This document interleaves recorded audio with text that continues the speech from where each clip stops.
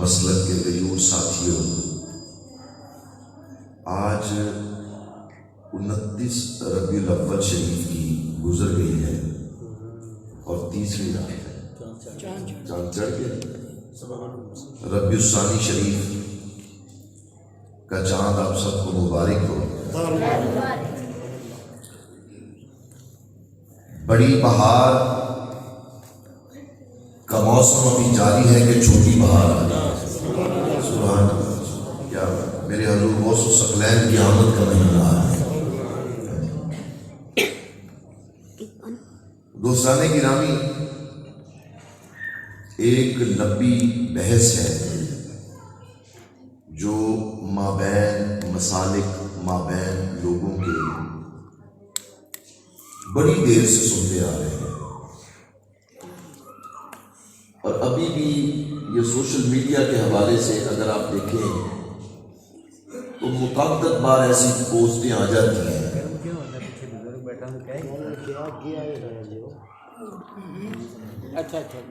کوئی بات نہیں، بزرگوں کو آگے کر دیں۔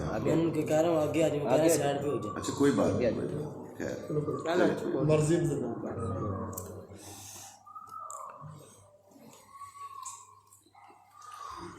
کہ لوگ یہ سوال کرتے ہیں کہ یہ میلاد کب سے ہے، یہ میلاد کب سے ہے، فلاں نے میلاد کیا، فلاں نے میلاد کیا، صحابہ نے میلاد کیا، تابع نے کیا، تابع تابعین نے کیا، اور حیرت بھی ہوتی ہے کہ دنیا چاند سے بھی آگے جانے کا سوچ رہی ہے اور ہم یہیں پہ اٹکے ہوئے ہیں، ہم یہیں پہ اٹکے ہوئے ہیں۔ اور جو لوگ چاند پہ گئے ہیں نا، ان سے کوئی پوچھے کہ یہ فلسفی چاند پر جانے کی لی کہاں سے ہے، آپ کو یہ فلسفہ کہاں سے ملا، تو وہ کہتے ہیں کہ جو سفر معراج ہے نا آپ کے نبی صلی اللہ علیہ وآلہ وسلم کا، تو چونکہ سرکار علیہ السلام کے یعنی نبی آخر الزمان کے قدمین شریف ہیں تو ہر جگہ پر لگ گئے ہیں، تو جتنے ماہی پاب تردا اتنے اگدا سرودا بھنگا، اور جدھر جدھر آپ کے قدمین شریف لگ گئے ہیں نا ادھر بہاریں اور برکتیں تو ہیں ہی ہیں۔ یعنی ایک بندہ ساؤتھ افریقہ سے اٹھتا ہے اور وہ سعودی عرب میں جا کر کہتا ہے جی کہ مجھے یہ فلاں پہاڑ کا ٹھیکہ دے دیں۔ انہوں نے کہا جی کس لیے؟ اس نے کہا اس لیے کہ میں کھدائی کروں اس کی اور یہاں سے سونا اور جواہرات نکالوں۔ انہوں نے کہا کہ تمہیں کیسے پتا کہ یہاں پہ سونا ہے؟ اس نے کہا کہ میں نے آپ کے نبی کی تعلیمات میں پڑھا ہے کہ ایک دفعہ سرکار نے اس پہاڑ کی طرف اشارہ کر کے کہا تھا، اشارہ کر کے کہا تھا پتہ نہیں تمہارا یقین ہے یا نہیں ہے، لیکن مجھے یہ یقین کامل ہے کہ مسلمانوں کے نبی نے کبھی جھوٹ نہیں کہا۔ اشارہ کر دیا تو سونا ہوگا، اب سے سونا ہی نکل رہا ہے، ختم نہیں ہوا آج تک نہیں ختم ہوا۔ غیر مسلموں کو عقل ہے لیکن ہم امتی ہیں، ہمیں عقل نہیں ہے۔ میرے آقا کریم علیہ السلام کا بدترین دشمن ابو جہل تھا، عمرو بن ہشام۔ اگر اس کا عقیدہ سن لینا آپ تو میرا خیال ہے کہ آج بڑے سے بڑے مسلمان کا بھی وہ آقا علیہ السلام کی سیرت پر ایمان نہ ہوگا جو اس کا ایمان ہے، جو اس کا عقیدہ اور اس کا فیض تھا، لیکن انکار کیا تو میرے آقا کی صورت کا انکار کیا۔ حضرت مولائے روم نے وہ کیا کمال کے شعر لکھے کہ جب ابو جہل سرکار علیہ السلام کے سامنے آیا نا مختلف جگہ سے کنکریاں اکٹھی کر کے، تو آ کے مٹھی بند کر کے سرکار کے سامنے کر دی، تو مولائے روم نے اس کی عکاسی کی کہ گر رسولی چیز در دستم نہا، گر رسولی چیز در دستم نہا۔ یہ ابو جہل اپنا عقیدہ بتا رہے ہیں، گر رسولی چیز در دستم نہا، نہا اگر تو واقع رسول ہے تو میری مٹھی میں چھپی ہوئی چیز کے متعلق بتا کہ یہ کیا ہے۔ یعنی ابو جہل بھی یہ جانتا تھا کہ رسول وہ ہوتا ہے کہ جو ظاہر تو چھپی ہوئی چیزوں کو بھی جانتا ہو۔ یہ پتہ اس کو بھی تھا کہ نبی کی یہ شان ہوتی ہے کہ جو رسول ہوتا ہے تو خبرداری سے راز آسمان کہ مجھے پتا چلا ہے کہ تو آسمانوں کے رازوں کی خبریں دیتا ہے جب سرکار معراج سے آئے تو ہاں تو بتاؤ میری مٹھی میں کیا ہے؟ تو سرکار نے کہا میں کیوں بتاؤں، یہ کنکریاں جو میری مٹھی میں ہے یہی کیوں نہ بتائیں کہ میں کون۔ اس بات میں ابو جہل کا عقیدہ واضح ہے کہ وہ جانتا تھا کہ جو رسول اور نبی ہوتا ہے، کہتے نا دیوار کے پیچھے تم بھی جاؤ گے تو پتہ چل جائے گا بھائی ہم تو اس نبی کے ماننے والے ہیں، ہم تو اس نبی کے ماننے والے ہیں کہ جب کچھ نہ تھا یا خدا تھا یا نور مصطفیٰ تھا، جب کچھ نہ ہوگا تب بھی یا خدا ہوگا یا نور مصطفیٰ ہوگا۔ اور ہم اس نبی کے ماننے والے نہیں ہیں کہ جو دیوار کے پیچھے کا علم نہیں جانتا، ہم تو اس نبی کا کلمہ وہ ہے کہ جس کی شان یہ ہے کہ اِنَّا أَرْسَلْنَاكَ شَاهِدًا وَمُبَشِّرًا وَنَذِيرًا، کہ محبوب ہم نے آپ کو پوری عالم انسانیت پر گواہ بنا کر بھیجا، شاہد بنا کر بھیجا۔ سرکار تو سرکار ہے نا، سرکار کی امت کو ہی اللہ نے بڑی شان دی۔ قیامت کے دن اللہ انبیاء سے پوچھے گا کہ کیا تم نے اپنے وعدے کی تکمیل کر دی، کیا تم نے اپنی رسالت کا پیغام لوگوں تک پہنچا دیا؟ تو وہ رسول کہیں گے کہ بے شک یا اللہ جو ہماری ڈیوٹی تھی وہ ہم نے کر دی۔ جب ان کی امتوں کو پوچھا جائے گا کہ بتاؤ بھائی تم تک یہ پیغام پہنچ گیا، تو وہ کہیں گے کہ ہمارے پاس کوئی پیغام ہی نہیں ہے، انکار کر دیں گے، سراسر انکار کر دیں گے۔ تو اس وقت ان تمام امتوں پر سرکار تو سرکار ہے، سرکار کی امت کو بطور گواہ پیش کیا جائے گا، بطور گواہ مصدقا لما، تصدیق کرنے والے ہیں کن کی؟ میری سرکار سارے نبیوں کی تصدیق کرتے ہیں، ان پر اترنے والی کتاب ساری کتابوں کی تصدیق کرتی ہے، ان کا دین تمام ادیان کی تصدیق کرتا ہے، ان کی امت ساری امتوں کی تصدیق کرتی ہے، امتوں کی تصدیق کرتی ہے۔ غیروں کا یہ عقیدہ ہے، لیکن ہمارے عقائد میں کمی آ گئی، ہمارے عقائد میں کمی آ گئی کہ ہم نے یہ سوال، اچھا یہ سوال جو ہم سے پوچھ دیا نا یہ میلاد کے متعلق، اگر ان کو یہ پوچھا جائے کہ یہ سوال کب سے شروع ہوئے ہیں تو ان سوالوں کی عمر جو ہے نا وہ 100 یا 150 سال ہوگی۔ اس سے قبل یہ سوال نہیں تھے، اس سے قبل یہ سوال نہیں تھے، یہ 100-150 سال سے یہ سوال ہے۔ اس کے بارے میں ہیمفرے کے انکشافات ایک کتاب ہے، اور وہ مطلب کوئی ایسی کتاب نہیں ہے جو ڈھکی چھپی ہے۔ ہیمفرے ایک جاسوس تھا جو رہا تھا عبد الوہاب نجدی کے ساتھ، اور اس نے بتایا کہ کیسے میں نے اس کو خریدا اور پھر اس کا برین واش کیا، اور اس کو کہا کہ تم نے وہ کام کرنا ہے جو تیرے دین میں ہوتا ہے نا، تو نے اس کی مخالفت کرنی ہے، تو نے اس کی مخالفت کرنی ہے، اور وہ مخالفت کی اس نے۔ اچھا دیکھیں خدا کا کرنا کہ وہ تو بگڑ گیا، اور جو اس کو بگاڑنے والا تھا اس کو کسی ولی کی نگاہ نے سیدھا کر دیا، وہ ہیمفرے اسلام قبول کر گیا، اور جب اسلام قبول کر گیا تو پھر اس نے انکشافات کے ڈھیر لگا دیا کہ کیسے ہم نے مسلمانوں میں سے مسلمان خرید کے نئے نئے فتنے اور فرقے پیدا کیے، مگر نہ اس سے پہلے ان باتوں کا سوال ہی نہیں تھا۔ اس کی وجہ کہ میرے آقا کریم کا میلاد صرف ہم ہی بیان نہیں کرتے،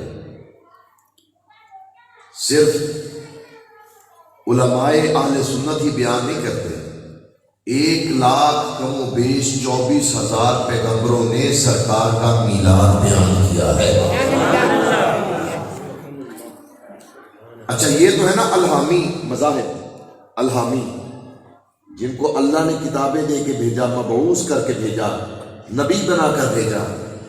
ذرا تھوڑا غور کر لیں، دنیا میں 3 بڑے مذاہب گزرے ہیں۔ کتنے؟ 3 بڑے۔ ایک تو ہندو مت، اس کے بعد پھر اسی میں سے نکلا بدھ مت، اور پھر ایک اس کی وکھی میں یعنی سائڈ پہ دیکھ لیں زرتشت یعنی پارسی جو ہے۔ کون سے؟ پارسی۔ 3 مذہب یہ الہامی نہیں ہے، یعنی ان کا نظریہ ضرورت ہوتا ہے، ان کی بنیاد، ان کا عقیدہ وقت پہ ٹائم پہ مہینے بعد 15 دن بعد بدل جاتا ہے. یہاں پہ عقیدہ کچھ اور ہے، اس گھر میں کچھ اور ہے، اس محلے میں کچھ اور ہے، اس محلے میں کچھ اور ہے. جو الہامی ادیان ہے ان کا عقیدہ توحید ہے کہ خالق کون ہے؟ اللہ. مالک کون ہے؟ اللہ. رازق کون ہے؟ اللہ.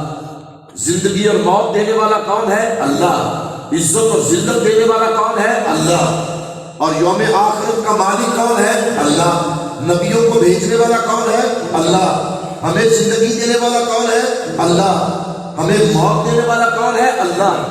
یہ وہ عقائد ہے جو کبھی بدلے نہیں گئے، یہ ایک ہی رہے شروع سے سارے نبیوں کے. ایسے ہی ہے نا. باقی شریعتوں میں کوئی کمی بیشی ہو سکتی ہے کہ کبھی کچھ کسی نبی کی شریعت میں جائز تھا، کچھ میں جائز نہیں تھا. ٹھیک ہے، وہ ایک اور چیز ہے. لیکن بنیاد جو تھی وہ ایک ہی رہی. کبھی بنیاد الہامی ادیان کی بنیاد پر کوئی کمپرومائز یا کوئی فرق نہیں آیا. اب ہندو مت کو اگر دیکھ لیں، ان کی ہے کتاب بھگوت گیتا. ٹھیک ہے، بھگوت گیتا کے اشلوک اور اس کے وید، سام وید، یجر وید اور ایک اور وید ہے. یہ وید لکھے مختلف کتابیں اس میں. یہ ہندو مت کوئی آج کا مذہب نہیں ہے، ہزاروں سال کا. اور تب تو سرکار بھی دنیا میں تشریف نہ لے کر آئے تھے کہ جب ہندو مذہب نے سرکار کا میلاد بیان کر دیا.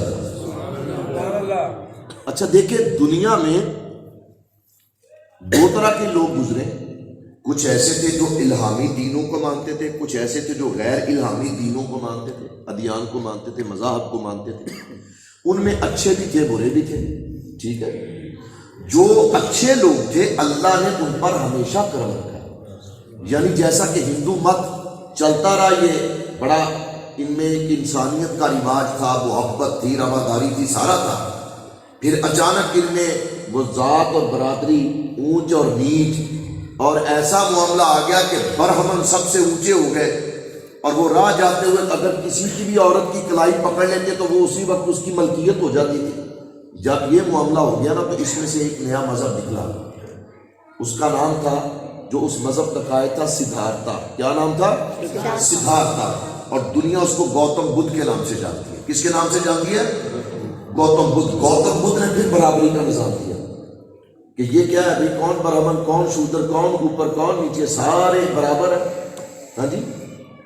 اور وہ ایک لفظ پکارتا تھا، ایلیا ایلیا ایلیا، اور اس کی زبان میں ایلیا اللہ کو کہتے ہیں. کس کو کہتے ہیں؟ ہر وقت جس لفظ کا ورد سدھارتھا خود گوتم بدھ کرتا تھا وہ اللہ کا نام تھا. اب زبانیں مختلف ہیں، لفظ مختلف ہیں، معنی اور مفہوم ایک ہو جاتے ہیں. معنی اور مفہوم ایک ہوتے ہیں. اب وہ گوتم بدھ جو ہے نا، اس کے متعلق، اس سے پہلے میں ہندو مت کی بات کرتا ہوں. ہندو مت میں انہوں نے لکھا کہ آخری زمانے میں وشنو کا آخری اوتار زمین پر آئے گا. اب ان کی اپنی زبان ہے، اس میں سنسکرت کے لفظ ہے جس میں اوتار کا معنی وہی ہے کہ جو نبی کا معنی ہے، جو نبی کا معنی ہے. اور وشنو کا معنی وہی ہے جو اللہ کا معنی ہے. یعنی وہ اپنی زبان میں اللہ کو وشنو کہتے تھے. لیکن وشنو کا اوتار بڑے آ چکے ہیں، لیکن آخری زمانے میں وشنو کا آخری اوتار آئے گا. آخری اوتار آئے گا، آخری اوتار آئے گا. اچھا، پھر وہ لکھتے ہیں کہ وہ جس جگہ پر آئے گا وہ جگہ شمبھل ہوگی. کیا ہوگی؟ شمبھل. شمبھل کا معنی ہے امن والی جگہ. اور جہاں سرکار تشریف لے کر آئے وہ ہے مکہ المکرمہ. اس کو ہم کہتے ہیں دار الامن. کیا کہتے ہیں؟ دار الامن. یعنی دار الامن اور شمبھل معنی کے اعتبار سے دونوں ایک ہی ہے. سمجھ گئے؟ پھر وہ لکھتے ہیں کہ وہ جو آخری اوتار ہوگا نا وشنو کا، اس کے والد کا نام ہوگا وشنویس. کیا ہوگا؟ وشنویس. اب اس کا ترجمہ کیا تو اللہ کا بندہ. اور سرکار کے والد کا کیا نام ہے؟ عبداللہ. اس کا معنی کیا ہے؟ اللہ کا بندہ. اچھا انہوں نے کہا کہ وہ جو آخری اوتار ہوگا نا اس کی والدہ کا نام ہوگا سومتی. کیا ہوگا؟ سومتی. کیا نام ہوگا؟ سومتی. اچھا سومتی کا جب معنی نکالا تو پتا چلا کہ اس کا معنی ہے امن والی، محبت والی، پیار والی. اور جناب سرور کونین کی والدہ ماجدہ کا نام کیا ہے؟ حضرت آمینہ. اور آمینہ کا معنی کیا ہے؟ امن والی، برکت والی، سکون والی. اب یہ تشریح کوئی کب کی گئی پتہ ہے؟ یہ حضرت ابراہیم علیہ السلام کے دور میں کی گئی. یعنی حضور علیہ السلام کی آمد سے 4,500 سال پہلے. کتنے سال؟ 4,500 سال پہلے ہندو مت میں کچھ لوگ ایسے موجود تھے کہ جو حقیقت پسند تھے، جو خدا آشنا تھے، جو خدا شناس تھے. خدا نے ان پر کرم کیا اور ان کو ہدایت کا راستہ دکھایا اور دکھایا. کہا کہ یہ پیغام پہنچاؤ، یہ پیغام پہنچاؤ کہ دنیا پریشان نہ ہو. اے ظلموں میں بچکنے والے اور ذات برادری کے چکروں میں بٹنے والے لوگوں پریشان نہ ہو. اے بے کسو، بے بسو، اے یتیموں، مسکینوں، بیواؤں، صبر کر لو، وہ آنے والا ہے. وہ یعنی جس کے متعلق قرآن کا مبشرا برسول یأتی من بعد اسمہ احمد، کہ خوشخبری ہے زمانے کو کہ وہ رسول مکرم جو اللہ کا حبیب ہے، جو تاجدار ہے پوری خدائی کا، جس کا نام احمد ہے، وہ دنیا میں تشریف لے کر آنے والا ہے. وشنویس، سومتی، شمبھل، یہ ہندو مت کی. اب رہے بدھ مت میں. جب گوتم بدھ کا آخری وقت آیا نا تو اس کا ایک شاگرد تھا نندا. کیا نام تھا اس کا؟ نندا. نندا نے کہا بدھا وہ کہتے ہیں اپنے مطلب بڑے کو، جیسے مذہبی، جیسے ہم نبی مانتے ہیں نا ویسے وہ بدھ مانتے ہیں. وہ کیا مانتے تھے؟ بدھ. اس نے کہا بدھا تیرے بعد ہماری تعلیم کون کرے گا، ہماری تربیت کون کرے گا؟ تو گوتم بدھ نے کہا نندا میں نہ تو پہلا بدھ ہوں نہ ہی میں آخری بدھ ہوں. مجھ سے پہلے بھی بڑے بدھ آئے اور چلے گئے، اور میرے بعد بھی ابھی 2 بدھ آئیں گے. 2 بدھ آئیں گے. لیکن جو آخری بدھ ہوگا، جو آخری بدھ ہوگا، جو آخری بدھ ہوگا وہ زمانے کی تصویر کو یکساں تبدیل کر دے گا.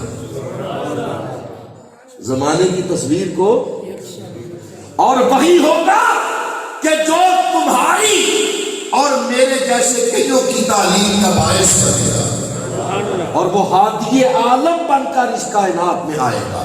کیا بن کے آئے گا؟ ہادی عالم، وہ رحمت عالم بن کر. اچھا پھر وہ نندا جو ہے وہ کہنے لگا کہ اچھا وہ جو ہادی عالم آئے گا بدھا، اس کو ہم پہچانیں گے کیسے؟ اس کو ہم پہچانیں گے کیسے؟ تو بدھا نے کہا کہ اس کا نام ہوگا متریا. کیا ہوگا؟ متریا. کیا نام ہوگا؟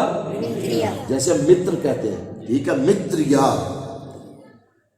اچھا متریا کا معنی رحم دل، ہمدردی کرنے والا، محبت کرنے والا، پیار کرنے والا، شجاعت والا. مطلب جو بھی کوالٹیز ہیں. ادھر لفظ محمد کو آپ دیکھ لیجئے، ادھر لفظ متریا کو دیکھ لیجئے، اور جتنے معنی لفظ متریا کے ہیں وہ سارے کے سارے بدرجہ ادب سرکار کی ذات میں موجود ہیں. وہ ساری کی ساری صفتیں میرے آقا کریم علیہ السلام میں موجود ہیں. ٹھیک ہے. اور پھر کہا کہ نندا فکر نہ کر، وہ پوتر ہوگا. پوتر کہتے ہیں پاک کو. کس کو کہتے ہیں؟ پاک کو. کس کو کہتے ہیں؟ پاک کو.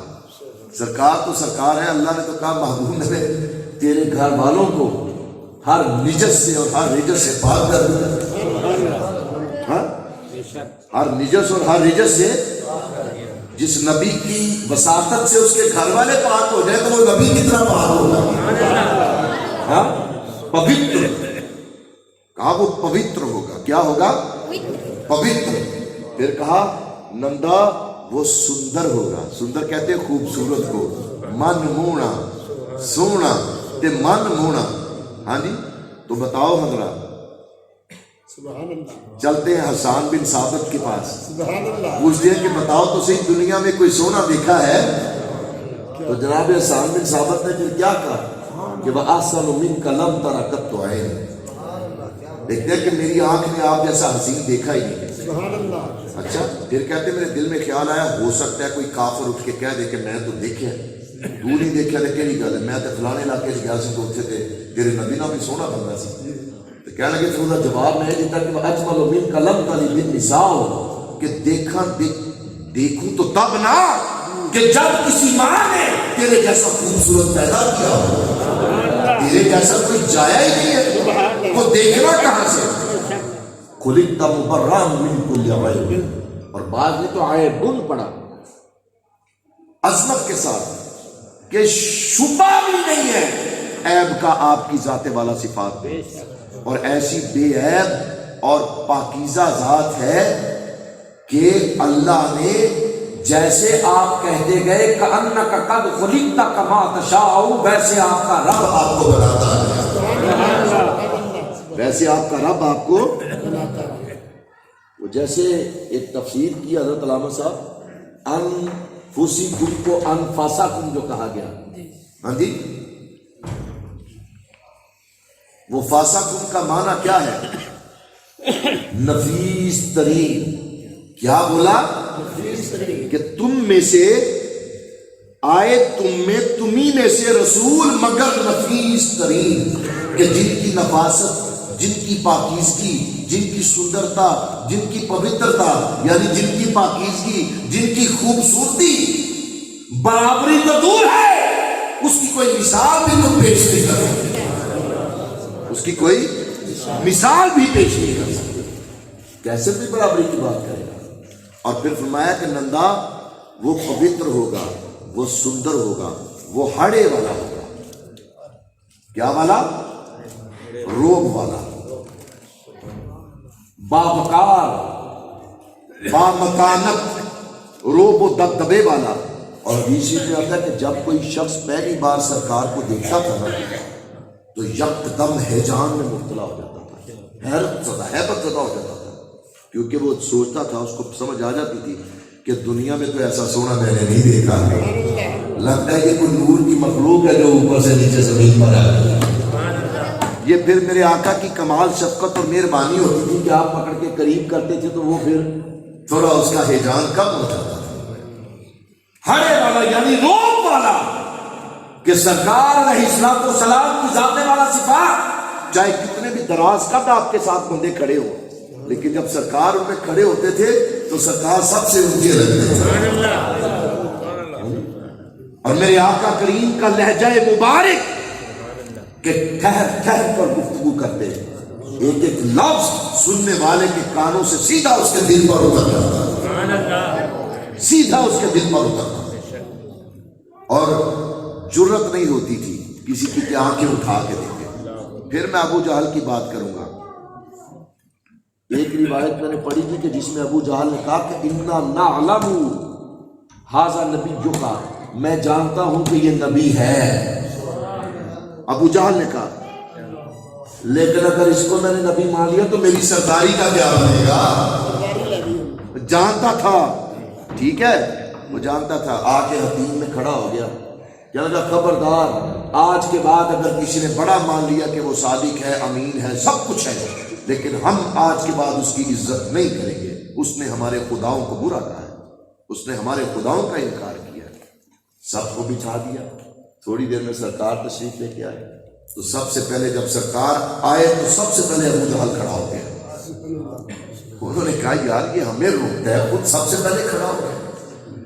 سرکار گزر کے چلے گئے مسکراتے ہوئے. انہوں نے پوچھا کہ ہمیں تو روکتا ہے اور خود تو سب سے پہلے کھڑا ہو گیا. کہا میں نہیں کھڑا ہوا, مجھے کانوں سے پکڑ کر کسی نے کھڑا کیا. یہ ہے دبدبا, یہ ہے روح سرکار علیہ السلام کا. لیکن یہ اور بات ہے کہ اللہ نے وما ارسلناک الا رحمۃ للعالمین کا تاج پہنا کر بھیجا تھا. آپ کی ذات والا صفات میں رحمت اتنی تھی کہ برے سے برے اور بدترین دشمن کو بھی کبھی آپ نے بد دعا نہیں کی. اپنی ذات کے لیے کسی کو کچھ نہیں کہا. اگر کسی سے جنگ کی ہے تو اللہ کے دین کے لیے کی ہے. اگر کسی کو بد دعا دی ہے تو اللہ کے دین کے واسطے دی ہے, اپنی ذات کے لیے نہیں کہا, اپنی ذات کے لیے. پھر فرمایا کہ وہ کرم کار ہوگا. کیا ہوگا؟ کرم کار. کرم کار رحمت للعالمین کا معنی نکالنے اور کرم کار کا معنی نکالنے سمجھ آ جائے. اب جو رحمتن ہے نا جی, آپ تو علماء بیٹھے ہیں, میں تو طفل مکتب کی حیثیت ہے میری ان کے سامنے. نحوی اعتبار سے 4 سمتوں سے اس کی تعریف کی جا سکتی ہے رحمتن کی. ہے تو یہ منصوب اپنی 2 زبروں کی وجہ سے, اور اگر اس کو مفعول لہو کی طرف دیکھا جائے تو پھر اس کا معنی یہ بنتا ہے کرم کار. ادھر اللہ نے کہا وما ارسلناک الا رحمۃ للعالمین, کہا کہ دنیا والوں تم میری رحمت کو تلاش کرتے ہو تو تمہیں یہ بات اپنے ذہنوں میں بٹھا لینی چاہیے کہ میری رحمت کا اس دنیا میں صرف ایک ہی ذریعہ ہے, ایک ہی وسیلہ ہے, اور وہ وسیلہ کیا ہے؟ وہ میرے محمد مصطفیٰ کی ذات ہے. وہ میرے مصطفیٰ کی ذات ہے, میرے حبیب کی ذات ہے.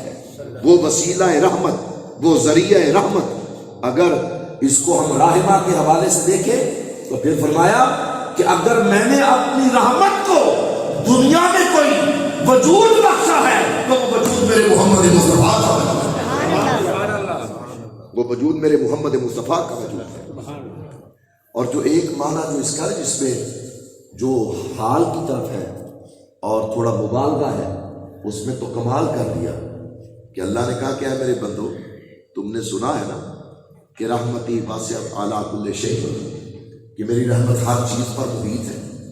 رحمتی سبق کیسے اللہ غضب, کہ میری رحمت میرے غضب پر سبقت لے گئی.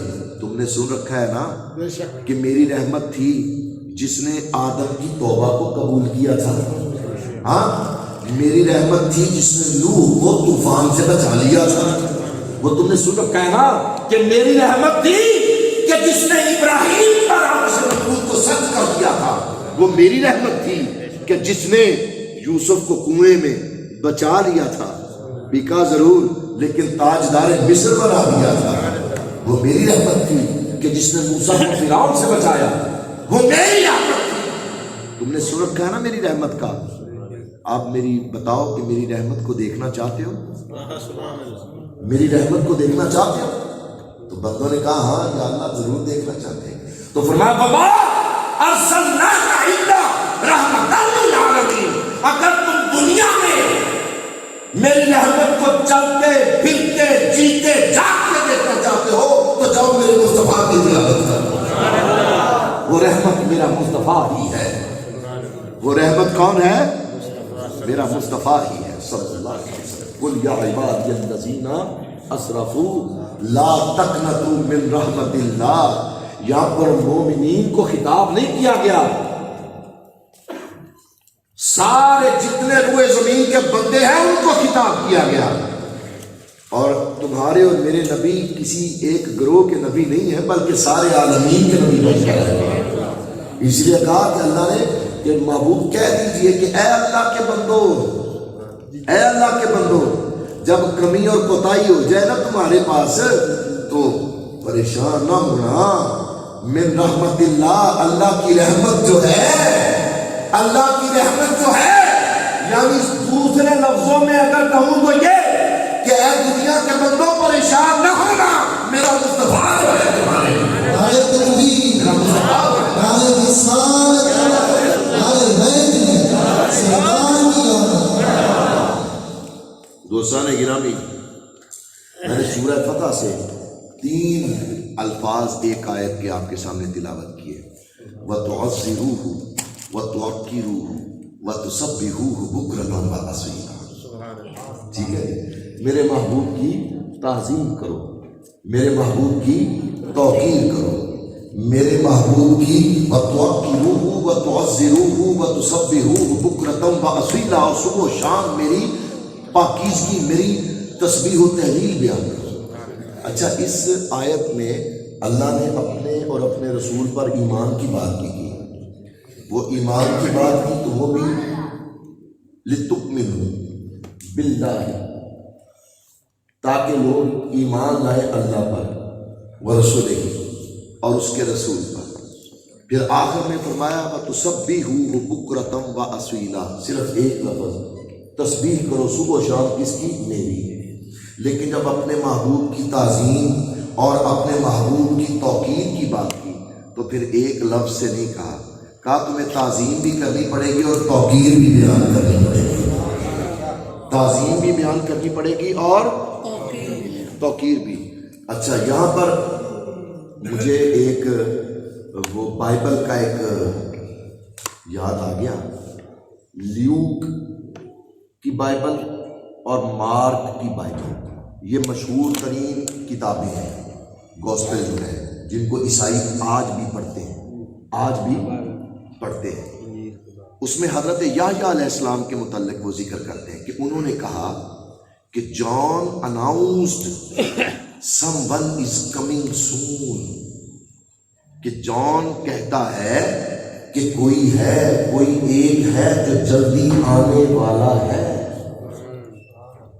کوئی ہے جو جلدی آنے والا ہے جی، someone is coming soon and greater than me، اور مجھ سے بہت عظیم تر، so greater، so much greater، مجھ سے بہت زیادہ عظیم۔ اور پھر آگے لکھتے ہیں کہ حضرت یحییٰ فرماتے ہیں کہ میں تو ان کا غلام بننے کا بھی قابل نہیں ہوں۔ یہ ہے اس کی ورس نمبر 3 اور نشان ہے اس کا 17 کا، ٹھیک ہے، یہ بات جو کر رہا ہوں ذمہ داری سے کر رہا ہوں۔ اور پھر آگے کہتے ہیں غلام تو بہت دور ہے، حضرت یحییٰ علیہ السلام، میں تو اس وہ جو عظیم تر آنے والا ہے نا، میں تو اس کے جوتے کے جو سٹریپس ہیں، جو تسمے ہیں، وہ بھی کھولنے کے قابل نہیں، وہ بھی کھولنے کے قابل نہیں۔ یہ ہے آپ کے اور میرے محبوب کی عزت اور توقیر، یہ ہے میرے آقا کی تعظیم اور توقیر، اور اسی کا سبق صحابہ نے دیا، اسی کا سبق صحابہ نے دیا۔ صحابہ سرکار احرام باندھا ہوا ہے اور مقام یہ حج کے دن ہے، یوم النحر ہے، قربانی کا دن ہے، اور سرکار اپنے غلاموں کے ساتھ میدان عرفات میں موجود ہے، اور سرکار نے سب کو کہا کہ ادھر آؤ، اکٹھے ہو گئے سارے قریب، کہا بتاؤ یہ سامنے کون سا شہر ہے، یہ سامنے کون سا شہر ہے؟ تو چاہیے تھا نا کہ صحابہ بتا دیتے کہ سامنے کیا جی وہ آیا کریمہ اِنَّا أَوَّلُ الْبَيْتِ الناس ببکہ، یعنی قرآن جس شہر کو مکہ کا نام دے چکا ہے اس کو مکہ کہتے ہوئے شرم کیوں آئے کسی کو؟ قرآن کہہ رہا ہے کہ یہ مکہ ہے، صحابہ کو پتا تھا یہ مکہ ہے، ہاں احرام باندھ کے ادھر سے ہی آئے تھے نا۔ سرکار نے پوچھا سامنے کون سا شہر ہے؟ کہا حضور اللہ جانتا ہے یا آپ جانتے ہیں، ہمیں نہیں پتا۔ ٹھیک ہے، سرکار نے کہا اچھا چلو یہ بتاؤ یہ کون سا مہینہ ہے، یہ کون سا مہینہ ہے؟ تو پھر ایک دوسرے کو دیکھا، کچھ کہا نہیں کہ یہ ذوالحج ہے، یہ حج کا مہینہ نہیں۔ کہا حضور یہ بھی آپ جانتے ہیں یا آپ کا خدا جانتا ہے؟ یہ دیکھو، سیکھو صحابہ سے تعظیم رسول سیکھو، عزت رسول اللہ سیکھو، ادب رسول اللہ صلی اللہ علیہ وسلم سیکھو۔ آپ نے فرمایا اچھا چلو ٹھیک ہے، اب یہ بتاؤ کہ یہ دن کون سا ہے؟ اب کس کو نہیں پتا تھا کہ آج قربانی کا دن ہے، لیکن قوت جویائی نہیں، جرأت گفتار ختم، ٹھنڈے کا حضور ہم نہیں جانتے کہ کون سا دن ہے، آپ کو پتا ہوگا یا آپ کے اللہ کو پتا ہوگا۔ وقت گزر گیا، ایک بندے نے بعد میں پوچھا صحابہ سے کہ باقی تمہیں نہیں پتا یہ سامنے کون سا شہر ہے؟ انہوں نے کہا پتا ہے۔ کون سا شہر ہے؟ مکہ المکرمہ۔ کہا تمہیں نہیں پتا کہ یہ مہینہ کون سا ہے؟ کہا ہمیں پتا ہے، یہ حج کا مہینہ ہے، ذی الحجہ ہے۔ اچھا آج کے دن کا بھی نہیں پتا تھا؟ کہا جانتے تھے کہ آج قربانی کا دن ہے؟ سب کچھ پتا تھا، نہیں پتا تھا تو اپنے یار کی مرضی کا نہیں پتا تھا کہ ہم کہتے کہ یہ مکہ ہے، سرکار کہتے تھے مدینہ ہے تو پھر وہ مدینہ ہی ہو جاتا ہے، ہم کہتے یہ ذی الحج ہے، سرکار کہتے محرم ہے تو وہ محرم ہو جاتا، ہم کہتے قربانی کا دن ہے، سرکار کہتے نہیں عید الفطر کا دن ہے، تو جو سونے نے کہنا تھا ہونا وہی تھا۔ تو ہم توبے کے بتاتے ہیں یہ ہے ادب رسول صلی اللہ علیہ وسلم، یہ ہے میرے آقا کی ذات کا ادب، جو کہتے ہیں نا صحابہ سے سیکھو، تو یہ سیکھو صحابہ سے۔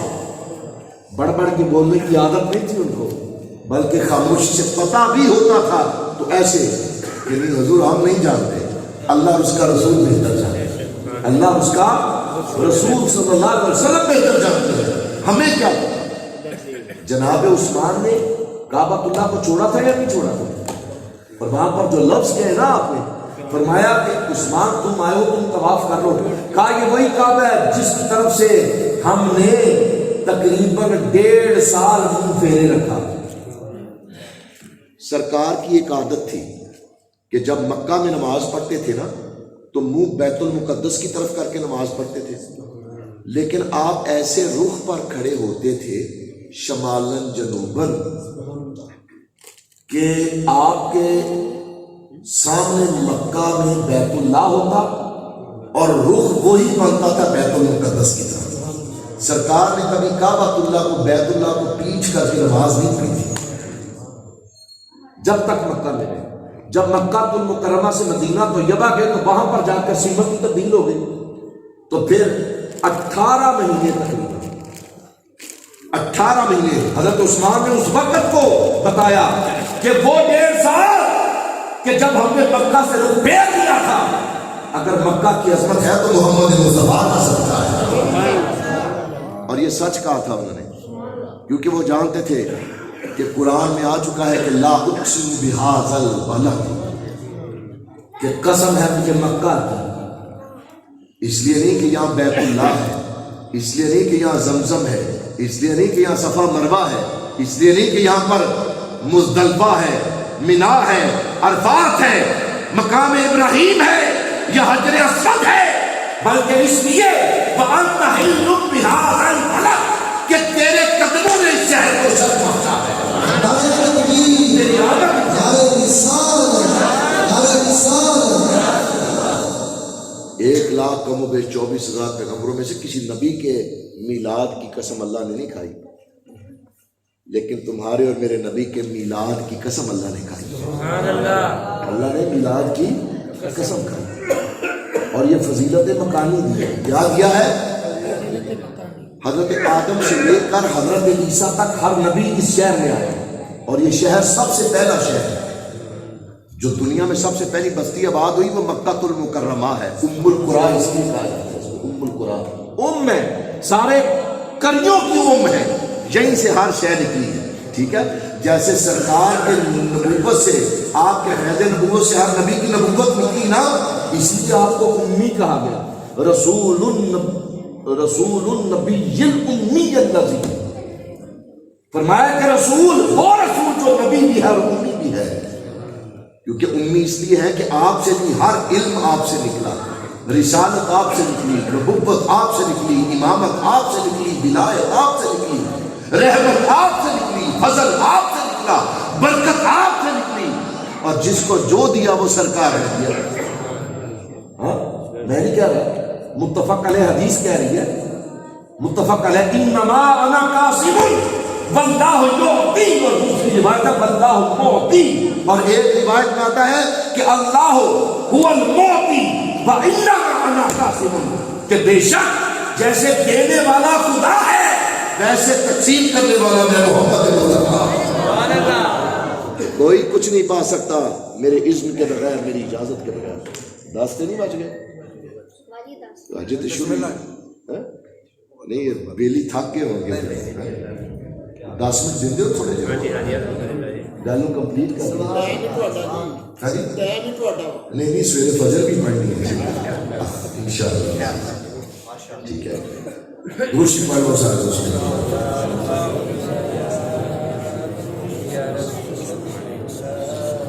یعنی کہا کہ سب کچھ تھا، آدم سے لے کر عیسیٰ تک ہر نبی اس شہر میں آیا، مگر یہ شہر میری قسم کھانے کے قابل نہ تھا۔ معبود تیرا آنا تھا کہ تیرا میلاد ہونے کی دیر ہے، یہ شہر میری قسم کے قابل ہو گیا، یہ شہر میری قسم کے قابل ہو گیا۔ اچھا جی، تو پھر یہ تو ہے فضیلت مکانی۔ اب اس کے بعد سرکار نے ہجرت کی، سرکار چلے گئے مدینہ طیبہ۔ کہاں چلے گئے؟ اب ذرا تھوڑا سا میں فضیلت مکانی کے اعتبار سے یہ تھوڑی سی بات آپ کو بتا دوں۔ امام ابو الولید الباجی رحمۃ اللہ تعالی، آپ تمام محدثین کے حوالے سے آپ فرماتے ہیں کہ اجماع امت ہے اس بات پر اجماع امت ہے کیا کہ وقال اجماع علی تفضیل ما دم الاعضاء الشریفۃ حتی علی الکعبہ، کہ وہ جگہ کہ جہاں پر سرکار کا جسم اطہر ہے وہ روضہ رسول اللہ کعبے سے بھی افضل ہے، وہ کعبے سے بھی افضل ہے، وہ جگہ کعبے سے بھی افضل ہے۔ اور آگے سنیے، امام سبکی، امام ابن عقیل حنبلی اور کچھ اصل میں نا علماء میں کچھ دو گروہ تھے کہ آسمان افضل ہے یا زمین افضل ہے، ٹھیک ہے؟ تو کچھ کہتے تھے زمین افضل ہے، کس لیے کہا بیت اللہ بھی ادھر ہے، روضہ رسول اللہ بھی ادھر ہے، ہاں جی۔ اور کچھ کہتے تھے کہ آسمان زمین سے افضل ہے، مگر کیا کہتے تھے؟ مگر وہ قطع اراضی، وہ ٹکڑا زمین کہ جہاں پر سرکار کا روضہ ہے، سرکار کا روضہ ہے، وہ نہ صرف آسمان بلکہ کعبہ، نہ صرف کعبہ بلکہ فرمایا انہ افضل من العرش، وہ تو خدا کے عرش سے بھی اعلیٰ ہے، جو رسول اللہ کا روضہ ہے۔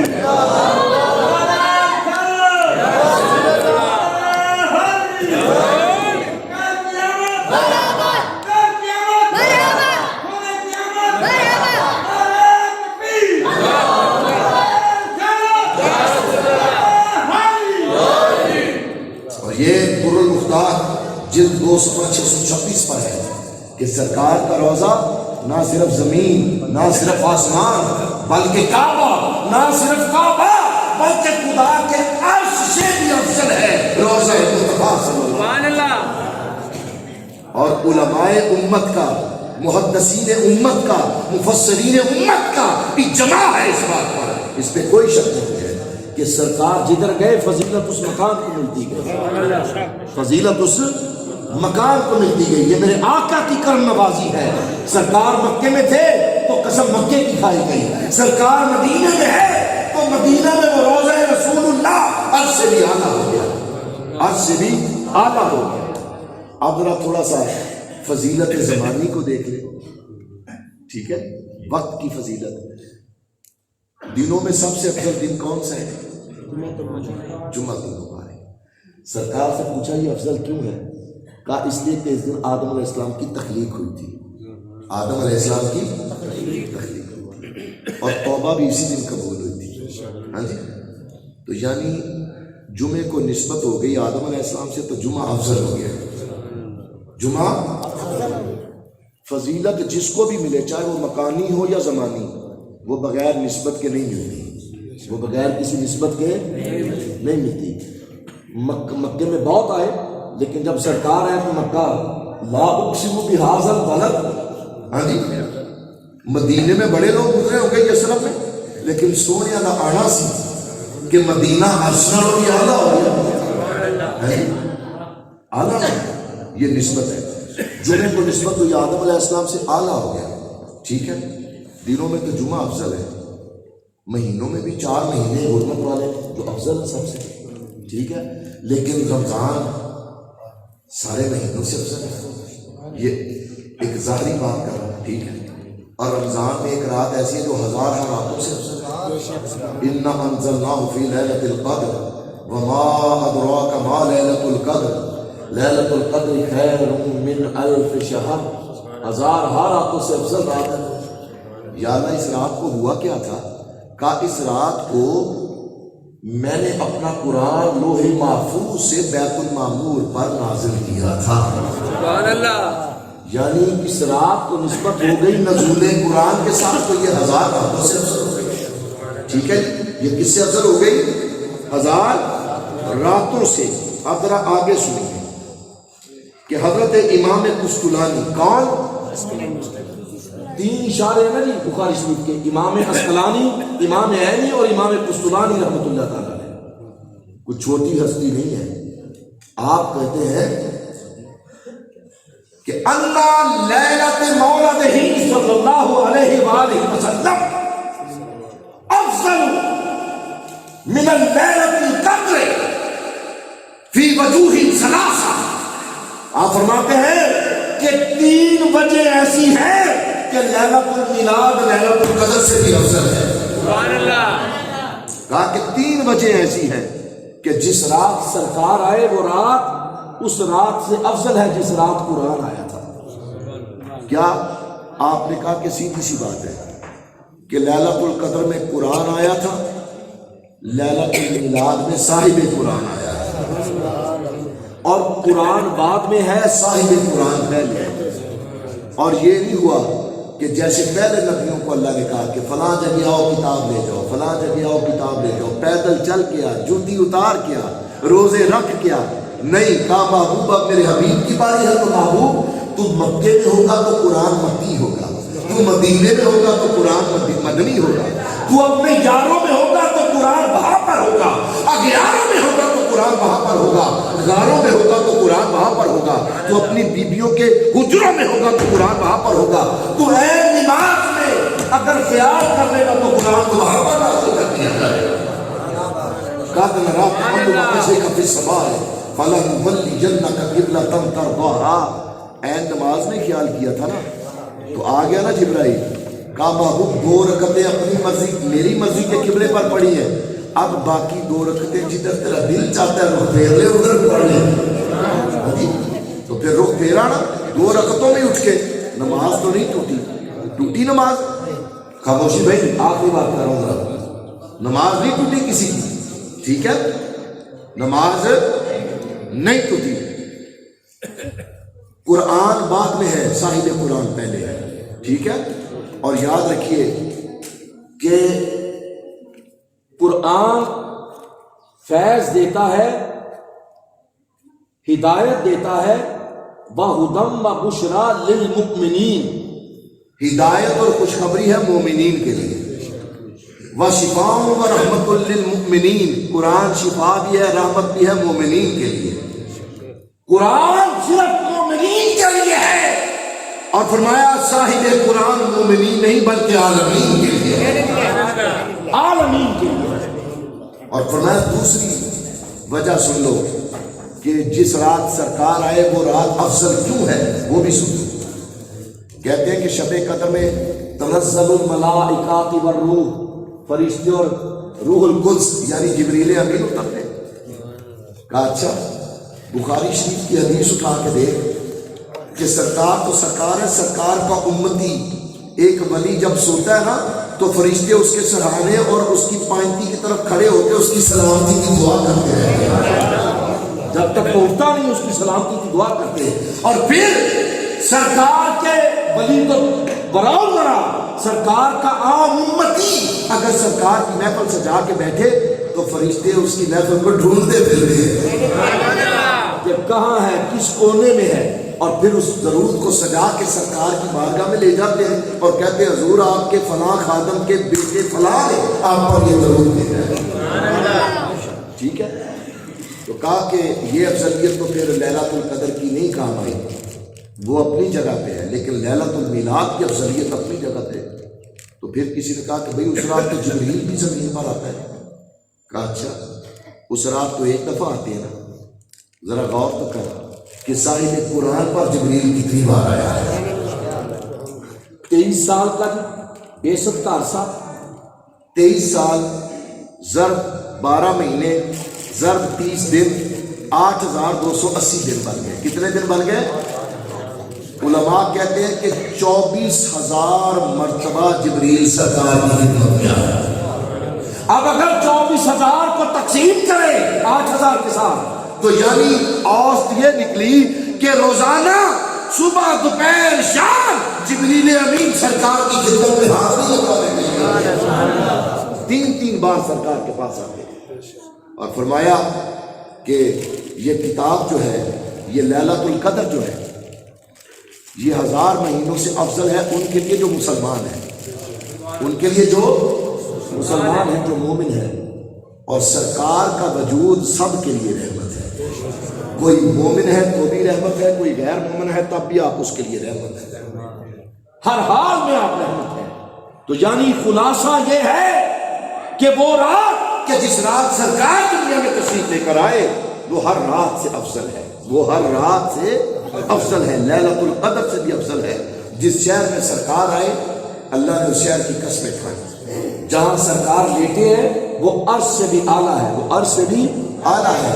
اب خود فیصلہ کرو، لیلۃ القدر میں جاگتے ہو اپنے لیے اور لیلۃ المیلاد میں جاگتے ہو محبت مصطفیٰ کے لیے، محبت مصطفیٰ کے لیے. اب خود فیصلہ کرو کہ اپنے لیے جاگنا بہتر ہے یا محبت مصطفیٰ میں جاگنا بہتر ہے. اللہ رب العزت مجھے بھی اور آپ کو بھی اپنے عقیدے پر زندہ رہنے کی اور اسی عقیدے پر اللہ پاک ایمان کی موت نصیب فرمائے. وآخر دعوانا الحمدللہ رب العالمین.